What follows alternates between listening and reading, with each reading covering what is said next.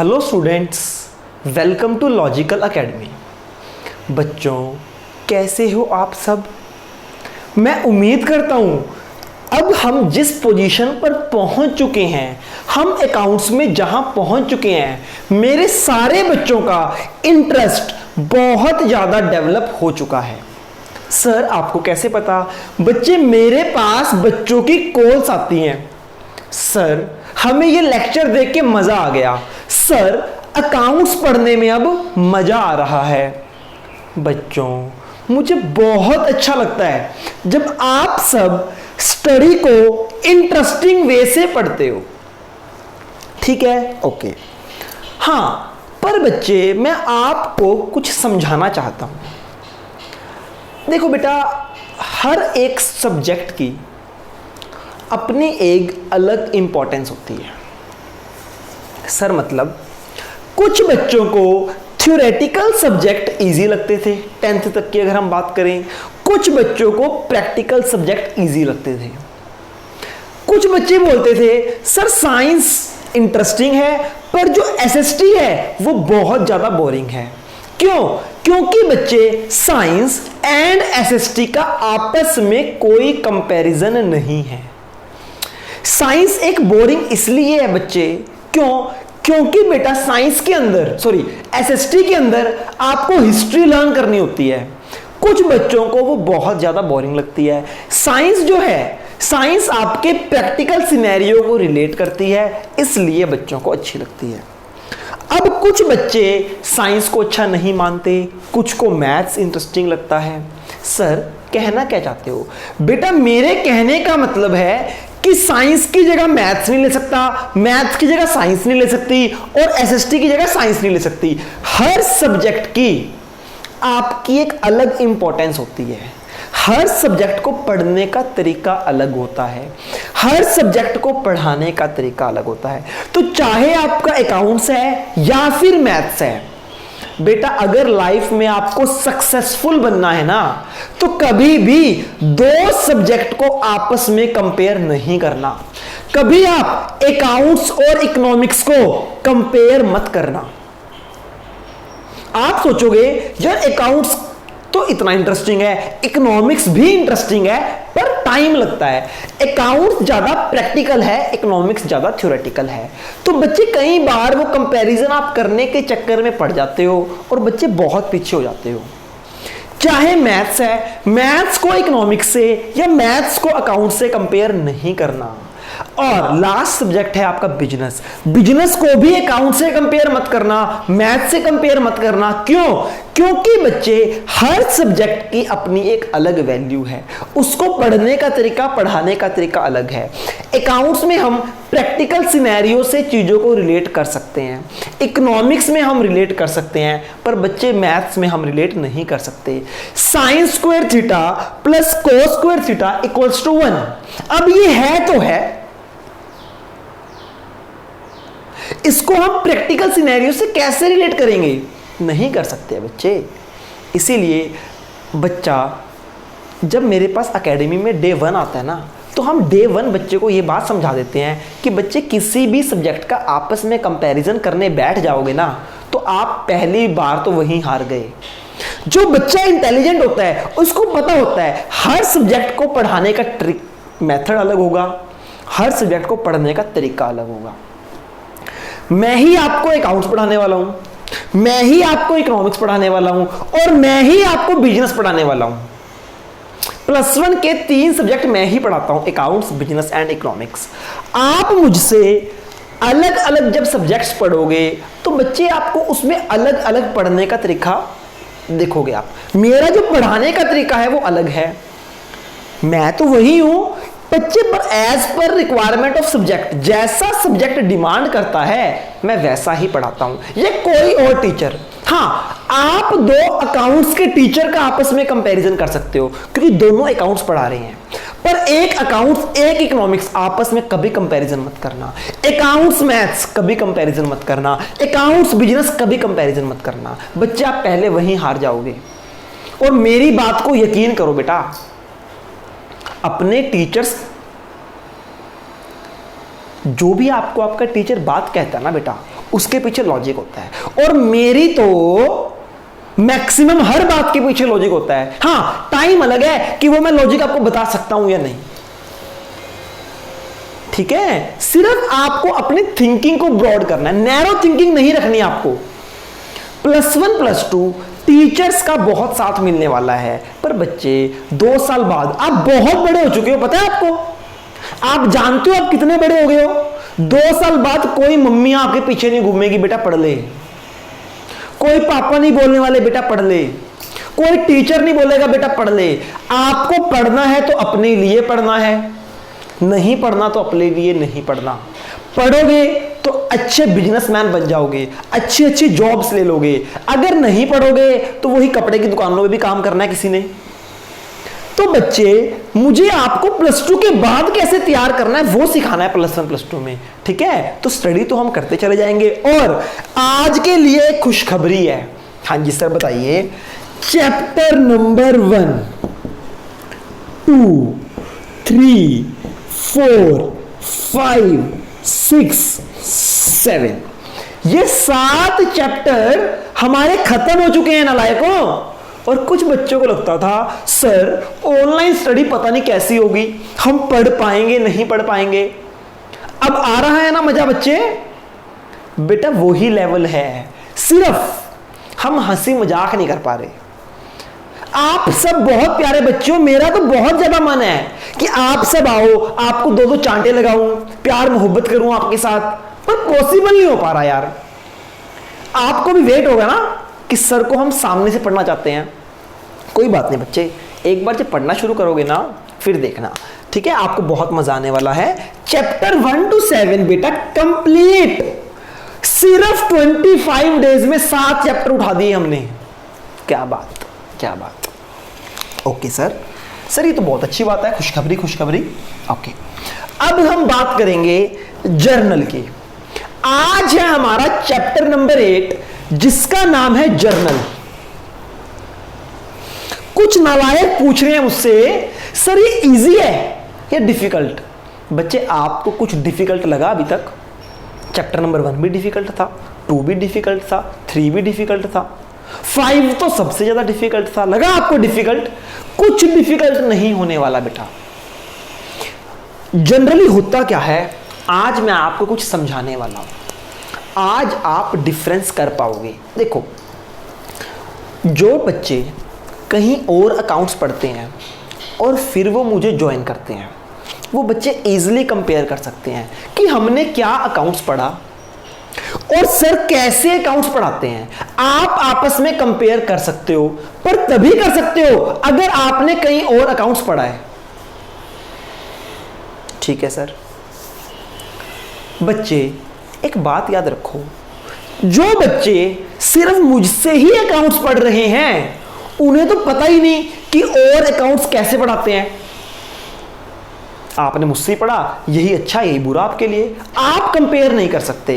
पर बच्चे मैं आपको एक चीज बताता हूं, जनरली जब बच्चा +1 में आता है ना, जब +1 की अकाउंट्स की फर्स्ट क्लास होती है, तो कोई टीचर ये नहीं बताता कि अकाउंट्स क्या होता है।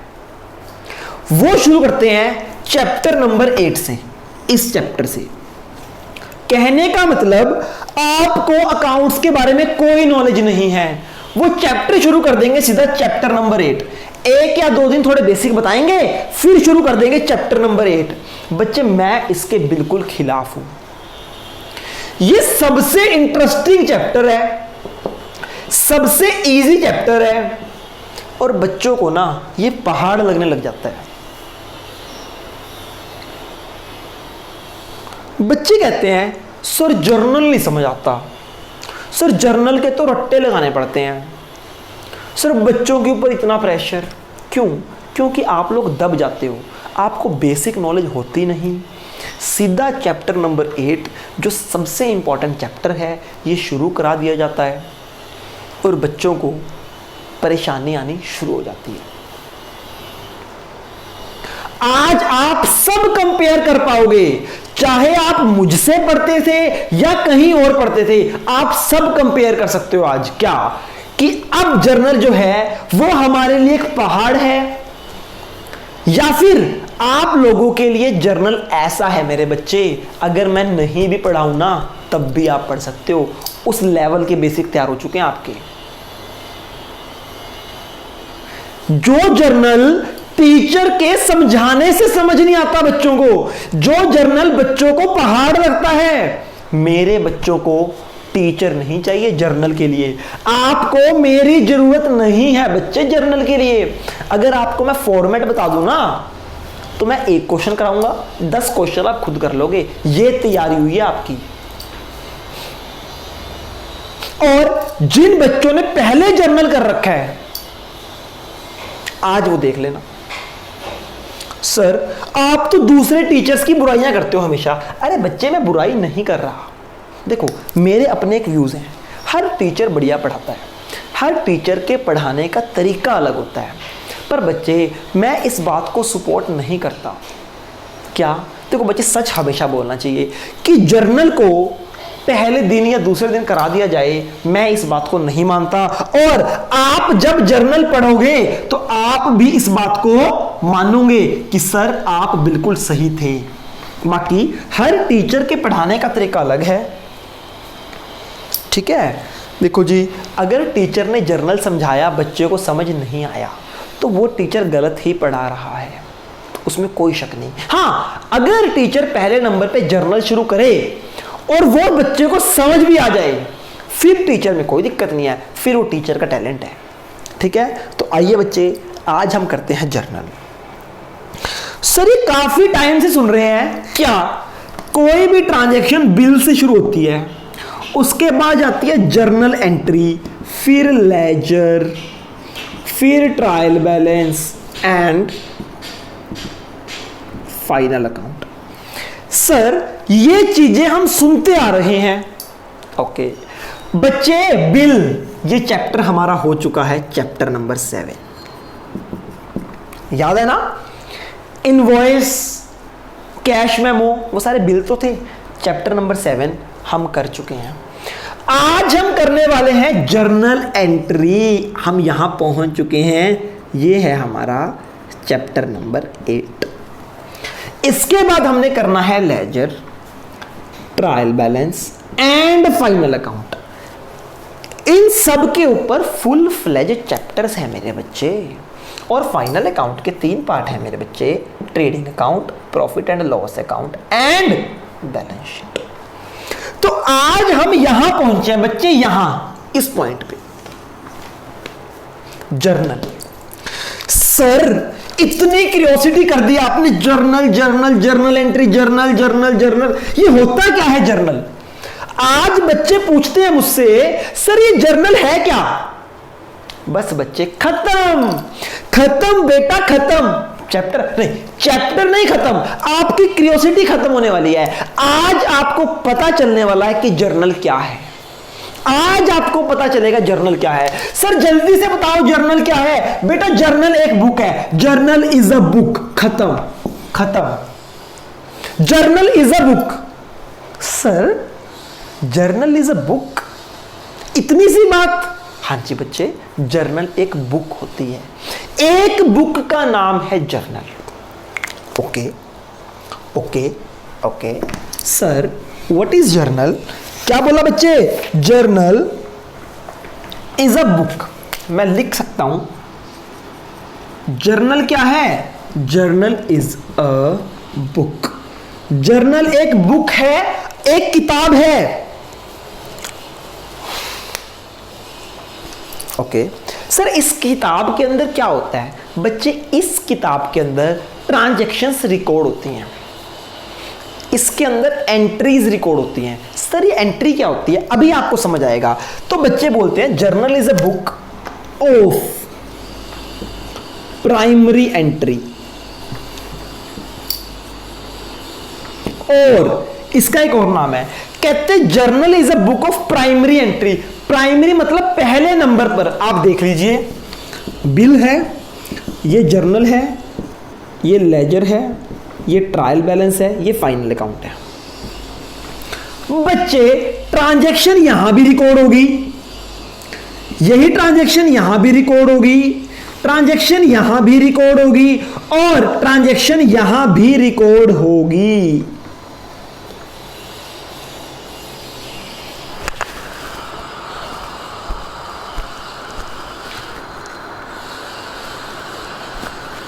ट्रांजैक्शन यहां भी रिकॉर्ड होगी, यहां भी और यहां भी रिकॉर्ड होगी। मुझे बताओ ट्रांजैक्शन सबसे पहले कहां रिकॉर्ड होती है? सर सबसे पहले ट्रांजैक्शन जर्नल में रिकॉर्ड होती है। बिल के बाद ट्रांजैक्शन है, बिल तो कोई एंट्री होती नहीं, बिल तो एक बिल होता है। इस बिल को सबसे पहले हम जर्नल में रिकॉर्ड करते हैं, इसलिए बोलते हैं journal is a book of primary entry. क्या बोलते हैं जी? प्राइमरी एंट्री, कि सबसे पहले एंट्री जर्नल में होती है। जर्नल एक बुक है प्राइमरी एंट्री की। लेजर भी बुक है पर journal is a book of primary entry. और दूसरा नाम अ बुक ऑफ ओरिजिनल एंट्री। क्या जी? क्या बोला इसने? कहता journal is a book of primary entry. आप इसको प्राइमरी एंट्री की बुक्स भी बोल सकते हो या फिर ओरिजिनल एंट्री की बुक भी बोल सकते हो। क्यों? क्योंकि सबसे पहले जो ओरिजिनल ट्रांजैक्शन है वो जर्नल में रिकॉर्ड होती है, उसके बाद लेजर में जाती है वही ट्रांजैक्शन, वही ट्रायल बैलेंस में, वही फाइनल अकाउंट में। तो ओरिजिनली सबसे पहले कोई भी ट्रांजैक्शन कहां पे एंटर होती है? Sir journal is a book of primary entry, सबसे पहले जर्नल में एंट्री होती है, इसलिए बोलते हैं जर्नल एक प्राइमरी बुक है। और साथ ही साथ जर्नल एक ओरिजिनल बुक भी इसको कहा जाता है। ओके,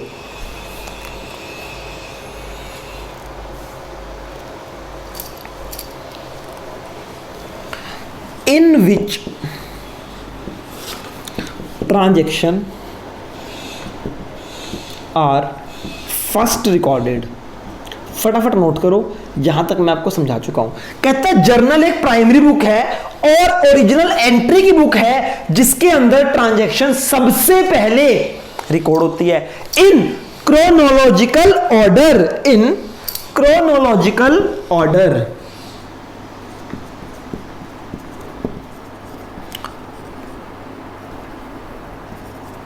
सर क्या मतलब है क्रोनोलॉजिकल ऑर्डर का? बच्चे इसका मतलब होता है टाइमली, टाइम से। मतलब बच्चे देखो जर्नल एंट्री की खासियत है, वो क्या है मैं आपको बताता हूं। एक ट्रांजैक्शन हुई 5 तारीख को, 5 जून 2020 को। अगली ट्रांजैक्शन हुई 6 जून को, अगली ट्रांजैक्शन हुई 7 जून को, अगली ट्रांजैक्शन हुई 8 जून को।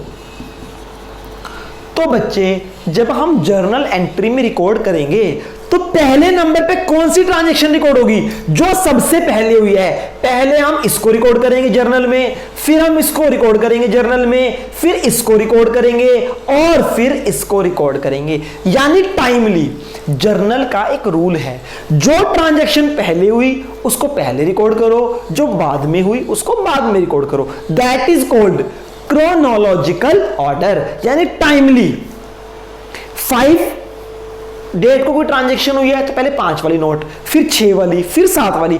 ऐसा नहीं है कि जर्नल में पहले 6 तारीख की नोट कर लो, फिर 5 की, फिर 4 की, फिर 8 की, फिर 2 की। नहीं, जर्नल में ऐसे ट्रांजैक्शन रिकॉर्ड नहीं होती, डेट वाइज ट्रांजैक्शन रिकॉर्ड होती है। जो पहले ट्रांजैक्शंस हुई वो पहले रिकॉर्ड होंगी और जो ट्रांजैक्शंस बाद में हुई वो बाद में रिकॉर्ड होंगी। सर ये तो बहुत इंटरेस्टिंग बात है। ओके, तो बच्चे आप सब अपनी बुक निकाल लीजिए, चैप्टर नंबर 8। क्या लिखा है जी? कहते हैं journal is a book of primary entry और a book of original entry.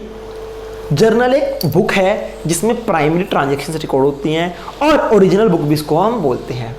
In which transactions are recorded first, इसके अंदर सबसे पहले ट्रांजैक्शन रिकॉर्ड होगी।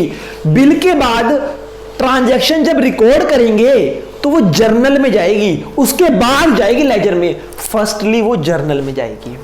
इन क्रोनोलॉजिकल ऑर्डर, यानी कि डेट वाइज ट्रांजैक्शन रिकॉर्ड होंगी, ऊपर नीचे ट्रांजैक्शन हम नहीं कर सकते। उम्मीद करता हूं जर्नल क्या है आपको समझ आया। हाँ जी सर, आपको ये नहीं समझ आया कि एंट्री क्या है। सर जर्नल तो समझ आ गया, जर्नल एक बुक है जिसके अंदर ट्रांजैक्शंस रिकॉर्ड होती हैं। सर आप बार बार एक बात बोलते हो जर्नल एंट्री, आप बार बार बोलते हो जर्नल एंट्री। सर क्या होता है ये जर्नल एंट्री? जर्नल तो समझ आ गई, जर्नल एक बुक है, ये जर्नल एंट्री क्या है? आइए बच्चे ये भी आपको मैं समझाता हूं। ठीक है बच्चे, इस बुक का फॉर्मेट देखते हैं क्या होता है।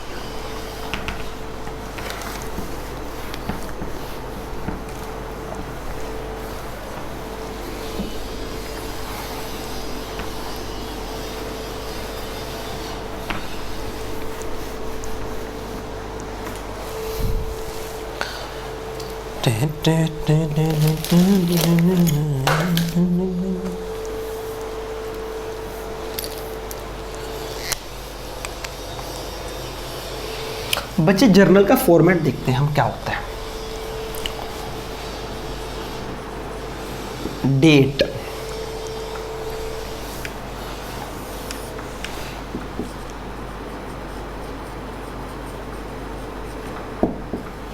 पर्टिकुलर्स,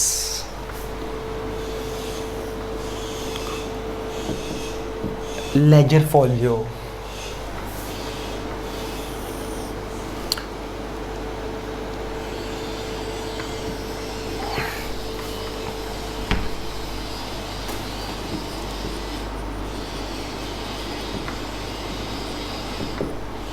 डेबिट अमाउंट,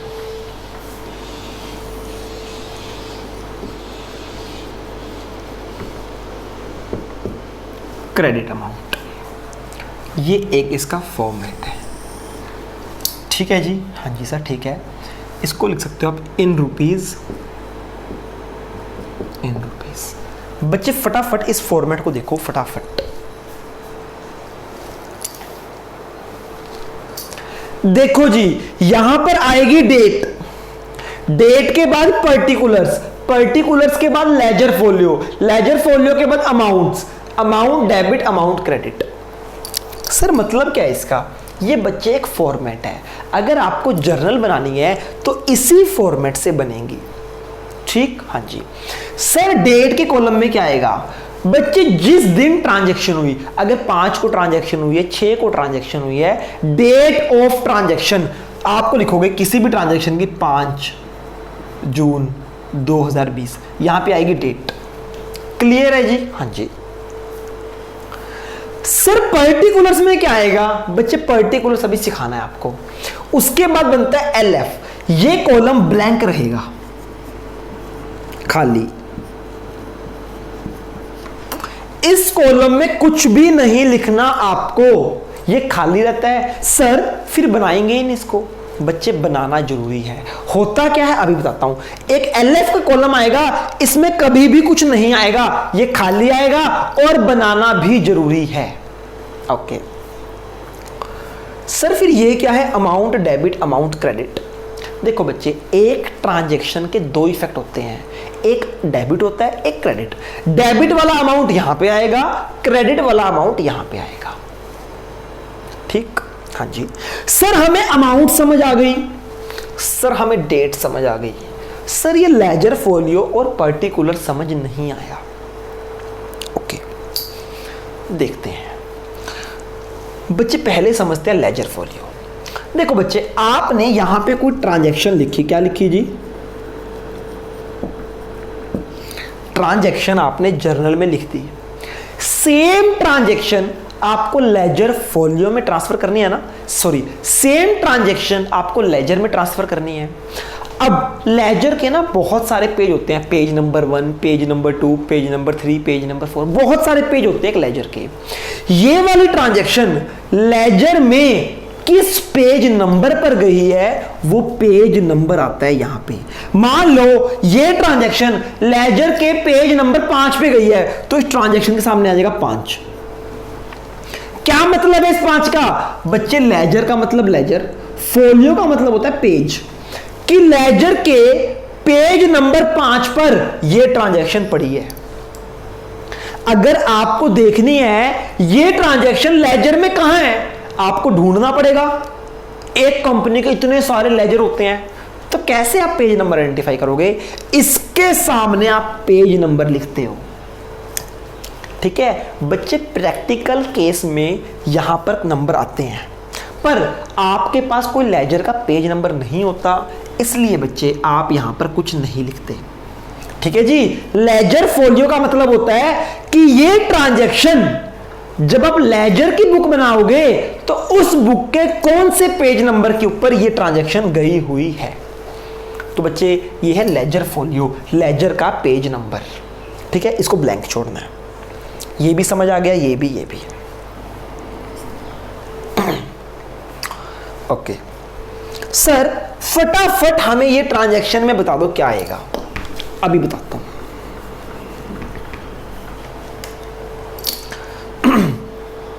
बच्चे, मेरे पास एक परचेज का बिल है, या बोलूं एक परचेज की ट्रांजैक्शन है।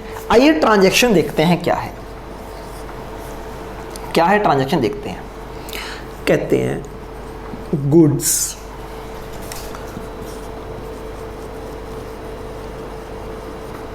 Purchase, goods purchased of rupees 30,000 in cash. ये क्या है? एक ट्रांजैक्शन है। आपको कल बोला था कि बच्चे चैप्टर नंबर 6 रिवाइज करके आना, तभी ये चैप्टर समझ आएगा। अगर आपने रिवाइज नहीं किया होगा तो ये चैप्टर समझ आने वाला नहीं है। आइए देखते हैं। कहते goods purchased of rupees 30,000 in cash. ये एक ट्रांजैक्शन है। इसके दो इफेक्ट बताओ मुझे कौन कौन से हैं।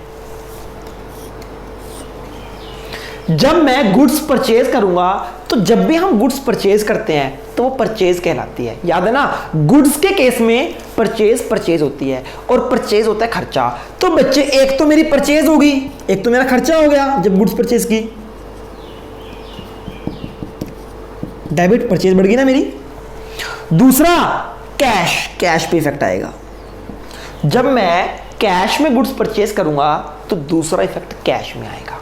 मुझे बताओ, गुड्स परचेज करने से कैश बढ़ेगा या कम होगा? सर, गुड्स परचेज करने से कैश कम होगा।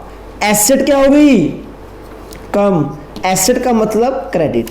Asset has debit balance, liability has credit balance. Asset कम तो क्रेडिट, एसेट इंक्रीज तो डेबिट। एसेट यहां पर कम हो रही है तो क्रेडिट। ठीक है, यानी कि इस ट्रांजैक्शन से परचेज डेबिट होगी और कैश क्या होगा? क्रेडिट। क्या बच्चे, परचेज जो है वो डेबिट का, कैश जो है वो क्रेडिट। इस ट्रांजैक्शन के दो इफेक्ट हैं ये, और ये दो इफेक्ट आपको पहले से आते हैं। परचेज करने से एक तो खर्चा होगा, दूसरा कैश कम होगा। तो खर्चा हमेशा डेबिट होता है, एक्सपेंस का डेबिट बैलेंस होता है ना, और एसेट कम तो क्रेडिट। तो बच्चे इसको मैं कैसे लिखता हूं जर्नल में? जर्नल में लिखने का तरीका देखो। कोई भी चीज डेबिट होती है ना, लिखते हैं परचेज अकाउंट डेबिट। लिखना है कि हम क्या डेबिट कर रहे हैं। परचेज अकाउंट डेबिट टू इसके नीचे नहीं लिखना। जो भी क्रेडिट वाली आइटम होती है उसके आगे लगता है टू कैश अकाउंट। कुछ बच्चे क्या करते हैं, यहां पे लिख देते हैं credit. Purchase account debit, cash account credit. बच्चे क्रेडिट के आगे कभी भी क्रेडिट नहीं लिखना। सर क्यों? बच्चे टू का मतलब क्या है? टू का मतलब है कि आपने क्रेडिट कर दी है। ठीक है जी, तो इसको आपने कर दिया purchase account debit to cash account. तो बच्चे परचेज अकाउंट डेबिट हुई है कितने से? 30,000 से। तो डेबिट में डेबिट वाला अमाउंट और क्रेडिट में क्रेडिट वाला अमाउंट। ये आपने एक ट्रांजैक्शन लिख दी। देखो जी, ये एक ट्रांजैक्शन थी, आपने इसको जर्नल में लिख दिया। कैसे? जर्नल का फॉर्मेट याद कर लो। कोई भी चीज डेबिट है तो ऐसे आएगा। मान लो सोहन अकाउंट डेबिट होता, सोहन अकाउंट डेबिट। और क्रेडिट वाली चीज होती है टू कैश या टू जो भी क्रेडिट होगा, ठीक है ना। और कभी भी परचेज के नीचे टू नहीं लिखेंगे, डेबिट वाली थोड़ी इधर, क्रेडिट वाली थोड़ी इधर, ताकि देख के पता चल जाए कि ये डेबिट है ये क्रेडिट है, और यहां पर क्रेडिट नहीं आएगा। तो बच्चे ये बना purchase account debit to cash account. Logic आपको पता है क्यों परचेज डेबिट हुई, क्यों कैश क्रेडिट हुआ। बच्चे that is called journal entry, that is called entry. ये हमने इस ट्रांजैक्शन की एंट्री डाल दी, इसको बोलते हैं एंट्री। ये एंट्री कहां पे डाली है, जर्नल की बुक में, इसलिए बन गई जर्नल एंट्री। हम आज तक सुनते आए हैं ना जर्नल एंट्री, जर्नल एंट्री, ये होती है मेरे बच्चे जर्नल एंट्री। जब हम एक अकाउंट को डेबिट करते हैं, दूसरे अकाउंट को क्रेडिट करते हैं, उसका अमाउंट लिखते हैं, तो इस पूरे फॉर्मेट को बोलते हैं जर्नल एंट्री। ये एक एंट्री है जो जर्नल के अंदर लिखी हुई है। मैं उम्मीद करता हूं आपको ये ट्रांजैक्शन समझ आई है, समझ आ गई ना बच्चे। आपको बस ये देखना है एक ट्रांजैक्शन के कौन से दो इफेक्ट होंगे, कब डेबिट होगा कब क्रेडिट होगा। चैप्टर नंबर 6 के अंदर आपको ये आ चुका है, हाँ है ना, ठीक है। तो बच्चे ऐसे आप इसको कर सकते हो। Okay sir. बच्चे आपको एक और बात सीखनी है इसमें लास्ट, फिर इसका फॉर्मेट कंप्लीट हो जाएगा। समझ आ गया पर्टिकुलर में क्या लिखते हैं, पर्टिकुलर में एंट्री लिखते हैं हम, जो एंट्री होती है ना वो पर्टिकुलर में लिखते हैं। चलो जी बच्चे, हर एंट्री के बाद आपको क्या करना है आइए देखते हैं। आपने एंट्री डाल दी, बिल्कुल ठीक है। यहां पे किस डेट को हुई ट्रांजैक्शन, ये ट्रांजैक्शन 5 तारीख को हुई है, परचेज डेबिट हुई है, कैश क्रेडिट हुआ, 30,000, ये समझ आ गई। अभी कंप्लीट नहीं हुई, अब हमें इसके नीचे लिखनी है नरेशन ब्रैकेट में। सर ये नरेशन क्या होता है? बच्चे नरेशन का मतलब समझो, नरेशन हमेशा बीइंग से शुरू होती है, BEING, बीइंग। आपको जब भी नरेशन लिखनी है हर ट्रांजैक्शन में लिखना है बीइंग, और बीइंग के आगे क्या लिखना है, जिस चीज की ट्रांजैक्शन है उसके बारे में लिख दो। तो ये किस चीज की ट्रांजैक्शन है, ये है गुड्स परचेज करने की, तो मैं लिख दूंगा being goods purchased in cash. बच्चे यानी कि आपको एक बात पता है, इस नरेशन का लॉजिक क्या है, क्यों ये नरेशन हमें देनी पड़ी। सर ट्रांजैक्शन तो लिख दी थी, हमें क्यों नरेशन देनी पड़ी। बच्चे accounts must be self explanatory. कल अगर कोई आपके अकाउंट्स चेक करने आए, वो देखेगा यार ये किस चीज की ट्रांजैक्शन हो रही है, वो देखेगा कि भैया, वो नरेशन पढ़ लेगा, नरेशन पढ़कर उसको पता चल जाएगा कि ये किस चीज की ट्रांजैक्शन है, आपको बताना नहीं पड़ेगा, अकाउंट्स खुद बोलने चाहिए। बच्चे बहुत सारे टीचर्स, बहुत सारे स्टूडेंट्स, और बच्चे बहुत सारे टीचर्स, बहुत सारे स्टूडेंट्स क्या करते हैं, अकाउंट्स बनाते हैं। बड़े कंपनी में बड़े बड़े अकाउंटेंट्स हैं। अच्छा अकाउंटेंट वही है जिसके अकाउंट्स खुद बोले, खुद बताएं कि भैया मैं ये हूं। अकाउंटेंट को बताने की जरूरत ना पड़े कि भैया ये ट्रांजैक्शन किस चीज की है, उसके अकाउंट्स खुद खड़े हो के बोलें कि भैया ये देखो, ये लिखा है मेरे अंदर, ये लिखा है। तो बच्चे accounts must be self explanatory. Her transaction के बाद आपको ये नरेशन देनी है, और हमेशा ये बीइंग से शुरू होती है, बीइंग, उसके बाद कुछ भी लिख दो, जिस भी चीज की ट्रांजैक्शन लिख दो, being goods purchased in cash, खत्म। ये है नरेशन, ये है एंट्री। बच्चे एंट्री के बाद अगर आपने नरेशन नहीं लिखी, सपोज करो आपने एंट्री लिख दी सारी और नरेशन लिखना भूल गए, तो कोई नंबर नहीं मिलेंगे। एंट्री डालनी मुश्किल है, नरेशन तो मुश्किल ही नहीं है, नरेशन तो सिंपल है, जो भी क्वेश्चन में लिखा है वही लिख दो यहां पे। पर अगर आपने नरेशन नहीं लिखी तो बच्चे नंबर नहीं मिलेंगे। मैं तो 8 नंबर के क्वेश्चन में बच्चे को 0 नंबर देता हूं अगर बच्चा नरेशन भूल जाता है। क्यों भैया, आपके अकाउंट्स अगर नरेशन नहीं है ना, तो अकाउंट्स सेल्फ एक्सप्लेनेटरी हो ही नहीं सकते, मुझे बिल्कुल पसंद नहीं है। हाँ, हो सकता है आपके स्कूल के टीचर 2-3 नंबर दे दें, मैं नहीं देता, 0 मार्क्स आएंगे आपके 8 में से। बच्चे, एंट्री के बाद नरेशन लिखना बहुत जरूरी होता है और ये बहुत इजी होती है। इसका मतलब बना being goods purchase in cash, goods purchase हो रही हैं, ठीक है, ओके। उम्मीद करता हूं आपको जर्नल का फॉर्मेट समझ आया। उम्मीद करता हूं आपको जर्नल का फॉर्मेट समझ आ गया कि जर्नल का फॉर्मेट क्या होता है। हाँ जी सर, बिल्कुल समझ आ गया। इसमें हमें क्या करना है, date, particulars, ledger folio, amount and amount. अब कुछ बच्चे इंटेलिजेंट बनेंगे। अब आपको पता चल गया ट्रांजैक्शन को कैसे लिखते हैं। एक ट्रांजैक्शन के 2 इफेक्ट भी आपको पता है। करने को तो अब आप क्वेश्चन भी कर सकते हो पढ़ पढ़ के, पर बच्चे इंजॉय करो ना यार, क्या मिलेगा पढ़ के, इंजॉय करो। स्पेशल बोल रहा हूं बच्चे, कोई भी बच्चा अपने आप को ज़्यादा इंटेलिजेंट मत समझे। किसी ने इसका होमवर्क नहीं करना, आपको बिल्कुल होमवर्क नहीं करना। सिर्फ आज जो फॉर्मेट कराया है इस फॉर्मेट को याद करना है। हर चीज का लॉजिक आपको पता होना चाहिए कि अमाउंट में क्या आएगा, यहां क्या आएगा, लेजर फोलियो क्या है, पर्टिकुलर्स क्या है, एंट्री क्या है, नरेशन क्या है। सिर्फ यही सीखना है आज आपने। हो सकता है आप क्वेश्चन निकालो, सारे हो जाएंगे क्वेश्चन आपसे, कोई प्रॉब्लम नहीं है, जर्नल खत्म आपका। पर बच्चे एक भी क्वेश्चन खुद नहीं करना, मैं कराऊंगा आपको। जब तक मैं होमवर्क ना दूं, ज़्यादा इंटेलिजेंट मत बनना। और मुझे ज़्यादा इंटेलिजेंट बच्चे अच्छे होते हैं, ज़्यादा इंटेलिजेंट बच्चे अच्छे नहीं होते। किसी को एक्स्ट्रा पढ़ने का मन करे तो चैप्टर 1 to चैप्टर 7 जो मर्जी पढ़ो, कोई रोक नहीं है। पर जर्नल को इससे आगे आपने नहीं पढ़ना, कंफ्यूज हो जाओगे। मैं ही कराऊंगा, अपने तरीके से कराऊंगा, ठीक है। आज की क्लास के लिए इतना ही। सर आपने आगे क्यों नहीं कराया? अभी तो हमें मजा आने लगा था, आप क्लास भी खत्म कर रहे हो। ओके बच्चे, मैं बताता हूं उसका रीजन क्या है। आप सब नालायक बच्चे हो, सब नहीं, कुछ नालायक बच्चे हैं। आपको एक होमवर्क दिया था, आपने वो होमवर्क नहीं किया। जब तक वो होमवर्क नहीं होगा मैं जर्नल नहीं कराऊंगा। देखो जी, ये होमवर्क है आपका। एसेट का बैलेंस क्या होता है बेटा? डेबिट।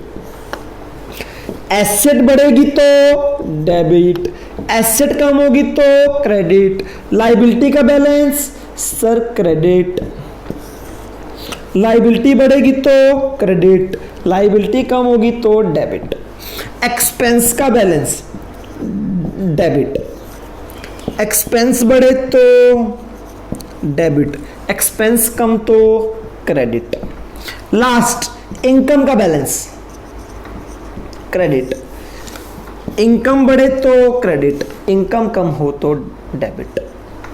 बच्चों, अगर आप चाहते हो कि जर्नल आपको समझ आए, विद लॉजिक समझ आए, बिल्कुल भी मुश्किल ना लगे, तो बच्चे ये आपका आज फिर होमवर्क है। इसके रट्टे लगा लो, इसको अच्छे से समझ जाओ। अगर एक बार ये अप्रोच आपको समझ आ गई ना बेटा, पूरी जर्नल ऐसे हो जाएगी। क्यों? क्योंकि हमें जर्नल में एक ट्रांजैक्शन दी होगी, हमें उस ट्रांजैक्शन के बस 2 इफेक्ट बताने हैं। या तो वो इनमें से ही इफेक्ट्स होंगे बस, या तो एसेट बढ़ेगी या कम होगी, लायबिलिटी बढ़ेगी या कम होगी, एक्सपेंस बढ़ेगा या कम होगा, इनकम बढ़ेगी या कम होगी। सिर्फ ये 4 चीजें तो आएंगी। अगर ये आता होगा तो जर्नल ऐसे हो जाएगी। अगर ये नहीं आता होगा ना बच्चे, तो सारी जिंदगी जर्नल नहीं होनी आपसे। जो मर्जी कर लेना, जो मर्जी कर लो, जर्नल नहीं आएगी समझ। तो बच्चे इसीलिए आपको आज आगे नहीं पढ़ा रहा, क्योंकि आपने ये जर्नल नहीं की, ये आपने फॉर्मूलाज लर्न नहीं किए। कल बोलने के बाद भी कल की क्लास के लिए इसको रट्टे लगा लो, तब मजा है आगे पढ़ने का, वरना कोई मजा नहीं है पढ़ने का। और अगर आप ये याद नहीं करोगे तो बच्चे मैं आपको आगे अकाउंट्स नहीं पढ़ाऊंगा।